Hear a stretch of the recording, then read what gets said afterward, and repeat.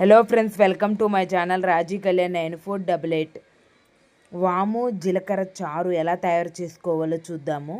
ముందుగా ధనియాలు, కొద్దిగా వాము, జీలకర్ర, ఎండుమిర్చి, మిరియాలు ఇవన్నీ మనం మిక్సీ పట్టేసుకుని పక్కన పెట్టుకోవాలి. ఇప్పుడు కొద్దిగా ఆయిల్ వేసుకుని పోపు వేసేసుకోవాలి. ఇక్కడే మనము కొద్దిగా ఆవాలు, కొద్దిగా మెంతులు, మెంతులు కొద్దిగా వేగనివ్వండి, లేదంటే చేదు వస్తాయి. ఎండుమిర్చి కూడా వేసేసి ఈలోపు మనం చింతపండు 1 అవర్ ముందే నానబెట్టేసుకుని చింతపండు గుజ్జు తీసుకుని ఆ రసం వేసేసుకోవాలి. దీంట్లోనే ఉప్పు కూడా వేసేసుకుని కొద్దిగా మరుగు రానివ్వండి. కొద్దిగా మరుగు వచ్చిన తర్వాత అప్పుడు మనం ఈ పొడి తయారు చేసుకున్నాం కదా, ఆ పొడి వేసేసుకోండి.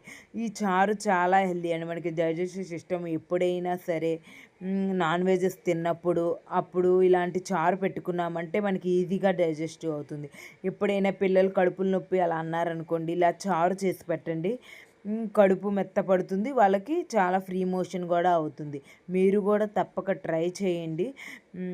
వాము జీలకర్ర చారు వీడియో చూస్తున్నారు కానీ సబ్స్క్రైబ్ చేసుకోవట్లే, సబ్స్క్రైబ్ చేసుకోండి please. Like subscribe my channel.